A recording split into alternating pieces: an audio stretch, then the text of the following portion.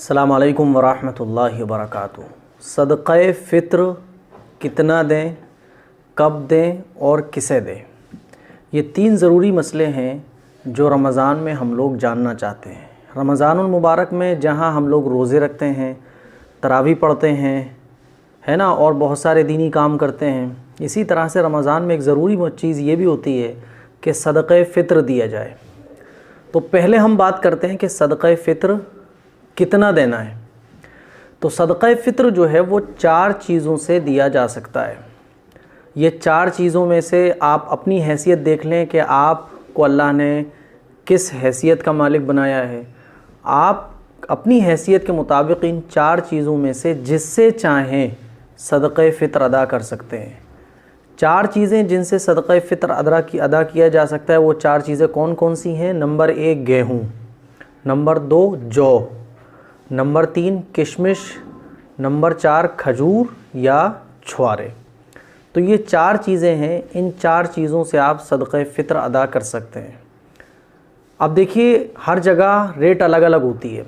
कितना हमें देना है, कितने किलो देना है, वो मैं बताने जा रहा हूँ।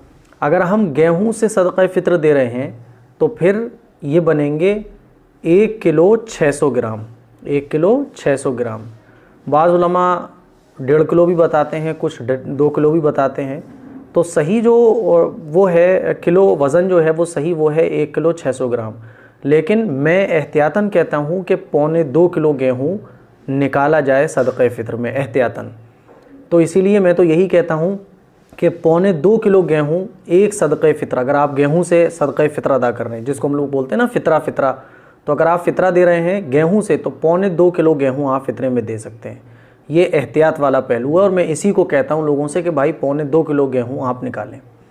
अगर आप जौ से निकाल रहे हैं तो जौ से निकालेंगे आप 3 किलो 150 ग्राम, 3 किलो 150 ग्राम। लेकिन मैं इसमें भी एहतियात वाला पहलू रखता हूँ सामने और लोगों को बताता हूँ कि 3.5 किलो। एहतियात इसी में कि 3.5 किलो निकाल दिए जाएँ, क्योंकि पहले ज़माने में हुज़ूर अलैहिस्सलातु वस्सलाम के ज़माने में किलो तो चला नहीं करते थे, वज़न सा चला करता था, सा। अब उस सा को कन्वर्ट करने में उलमा इकराम की राय अलग अलग हो गई है। बाज़ लोग कहते हैं कि 1 किलो 600 ग्राम, बाज़ 2 किलो बोलते हैं। तो मैं एहतियात वाली बात आप लोगों को बता रहा हूँ। आप मेरे फ़तवे पर और जो हमारे फ़िरोज़ाबाद जो हमारी टीम के मुफ्तियान निज़ाम हैं उनका फ़तवा यही है कि एहतियात इसी में है कि 1.25 किलो गेहूँ एक सदक़े फ़ित्र है, गेहूँ से अगर आप फ़ितरा निकाल रहे हैं।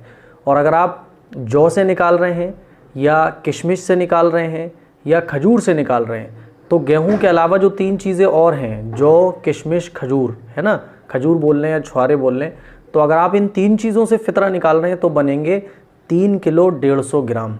लेकिन एहतियात वाला जो वज़न है वो मैं बताता हूँ 3.5 किलो। नो टेंशन हो कि आप 3.5 किलो निकालें।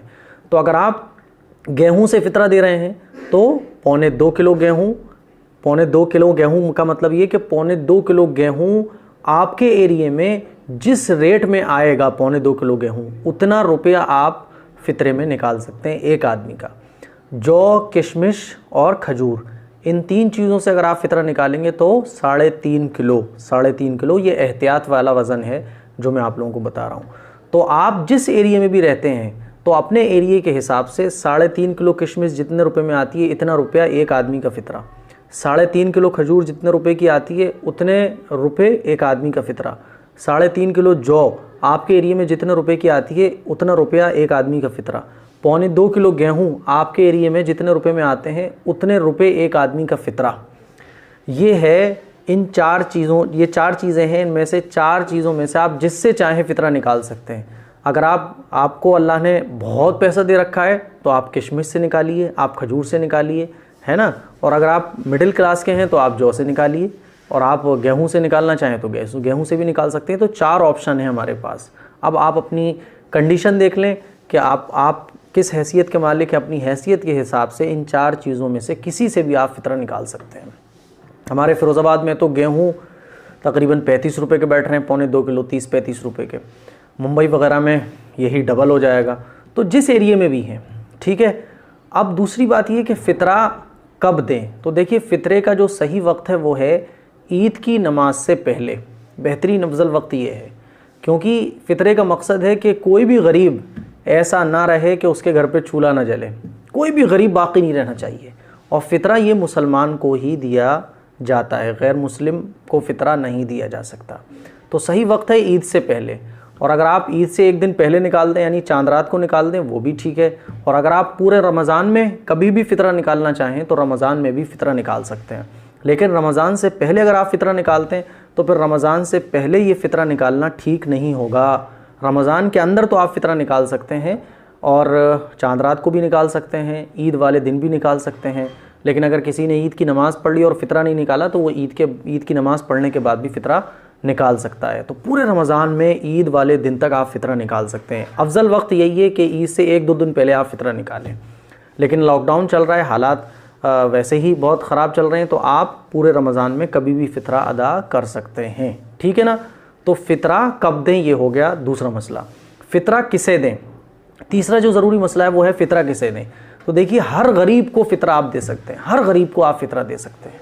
जो भी आपकी नज़र में गरीब हो, आपका रिलेटिव हो, उसको आप फ़ितरा दे सकते हैं। फ़ितरा किसको नहीं दे सकते, तो आप एक उसूल, एक फार्मूला याद रख लें कि हम जिससे पैदा हैं और जो हमसे पैदा हैं उनको हम फ़ितरा नहीं दे सकते। फॉर एग्ज़ाम्पल हम अपने अब्बा को नहीं दे सकते, अपने दादा को नहीं दे सकते, है ना, क्योंकि हम जिनसे पैदा हैं, हमारे अम्मा अब्बा दादा दादी तो ऊपर तक जिनसे हम पैदा हैं उनको फ़ितरा नहीं दे सकते। और जो हमसे पैदा हैं यानी अपनी औलाद को, अपने पोतों को, उनको फ़ितरा नहीं दे सकते। वरना भांजी को, भतीजी को, बहन को, भाई को आप फ़ितरा दे सकते हैं, और जितने भी रिलेटिव हैं उनको भी आप फ़ितरा दे सकते हैं। ये हो गया फ़ितरा किसको देना है। अब एक ज़रूरी चीज़ ये भी है, ज़रूरी मसला ये भी आता है कि फ़ितरा किसकी तरफ से दिया जाएगा। तो एक बात अच्छे तरीके से याद रख लें, जो भी फ़ितरा दे सकता हो, अल्लाह ने जिसको मालदार बनाया है, जो भी फ़ितरा अदा कर सकता हो इन 4 चीज़ों में से वो फ़ितरा अदा कर ले। ये है बिल्कुल साफ़ सुथरी सी बात, जो भी फ़ितरा दे सकता हो वो फ़ितरा दे।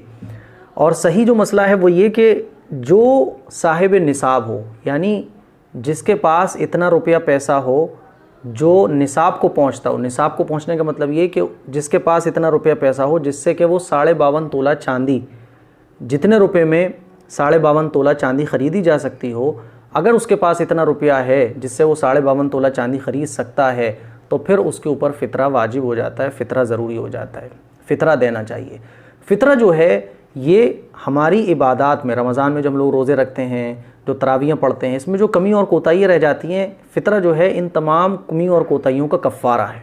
इसी तरह से अल्लाह ने जो हमें रमज़ान अता फ़रमाया, इबादत करने की तौफ़ीक़ दी, अपने आगे सजदे करने की तौफ़ीक़ दी, तो अल्लाह ने जो हमें इतने सारे इनामात दिए, इस पर शुक्र के तौर पर भी फ़ितरा दिया जाता है।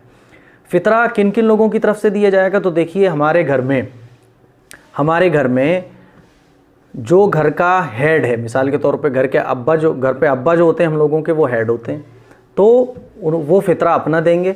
और घर में जो नाबालिग बच्चे हैं उनकी तरफ से भी फ़ितरा दिया जाएगा। बीवी का फ़ितरा भी अगर शौहर निकाल दे तो भी ठीक है, वरना बीवी अपना अलग फ़ितरा निकलवाए, है ना। तो जो नाबालिग बच्चे घर के हैं उनकी तरफ से भी फ़ितरा निकाला जाएगा। और जो बालिग बच्चे हैं लेकिन अब्बा की ज़िम्मेदारी में रह रहे हैं, अब्बा उनकी ज़िम्मेदारी उठाते हैं, ख़र्चा पानी अब्बा उठाते हैं, तो फिर उनका फ़ितरा भी अब्बा निकाल दें, ये ज़्यादा बेहतर है। लेकिन बालिग बच्चों का अगर वालिद फ़ितरा न निकाले, जो बालिग औलाद है, बड़ी औलाद हो गई है लेकिन कमाती वगैरह नहीं है, अब्बा की ज़िम्मेदारी में रहते हैं वो बच्चे, तो अब्बा के ऊपर ज़रूरी नहीं है, ज़रूरी सिर्फ उन बच्चों का फ़ितरा है जो नाबालिग हैं। लेकिन जो बालिग हो चुके हैं उनका फ़ितरा अगर निकाल दें तो बेहतर है, लेकिन ये कोई ज़रूरी नहीं है। और जो बच्चे खुद कमा रहे हैं, खुद अपने पैरों पर खड़े हुए हैं, तो फिर वो अपना फ़ितरा खुद निकालेंगे, ठीक है। ये है फ़ितरा किसकी तरफ से निकाला जाएगा। तो उम्मीद करता हूँ ये सारे मसाइल आपके क्लियर हो गए होंगे। अब बहुत सारे लोग हैं जो बाहर रहते हैं, कोई दुबई में रहता है, कोई सऊदी में रहता है, तो वो चाहते हैं कि हमारा इंडिया में फ़ितरा निकल जाए। तो देखिए बेहतर तो ये है कि आप जिस एरिया में रहते हैं उसी एरिया में फ़ितरा दें, ये ज़रूरी है। और अगर आप दुबई में रहते हैं और दुबई में कोई फ़ितरा लेने वाला है ही नहीं है, आप चाहते हैं कि भाई इंडिया वालों को फ़ितरा पहुँचे, तो आप दुबई में जिस इलाके में दुबई के रहते हैं उस इलाके की रेट के हिसाब से फ़ितरा लगाकर आप इंडिया में भेज सकते हैं, ठीक है ना। ऐसा नहीं होगा कि इंडिया की रेट का लगाएं आप हिसाब, नहीं, आप जिस इलाके में रहते हैं वहाँ का हिसाब लगाकर आप फ़ितरा इंडिया में भेज सकते हैं। तो उम्मीद करता हूँ ये मसले आपके क्लियर हो गए होंगे। फ़ितरा जो है वो मालदारों पर ज़रूरी होता है देना, यानी जो साहिब निसाब हो, जिसके ऊपर ज़कात यानी जिसके पास इतना रुपया पैसा हो जिससे वो 52.5 तोला चांदी ख़रीद सकता हो, उसके ऊपर फ़ितरा वाजिब होता है ना। और घर के जो छोटे बच्चे होते हैं उनकी तरफ से ही फ़ितरा दिया जाता है। और ये 4 चीज़ें हैं, स्क्रीन पर आप ये फ़ोटो भी ले सकते हैं। इन 4 चीज़ों में से आप जिससे चाहें फ़ितरा दे सकते हैं। आप अपनी हैसियत देखें, उस हैसियत के मुताबिक आप 4 चीज़ों में से कोई भी एक चीज़ चूज़ करके फ़ितरा अदा कर सकते हैं। इसके लिए कुछ शेयर भी करें, दूसरों तक पहुँचाएँ। अस्सलामु अलैकुम व रहमतुल्लाह।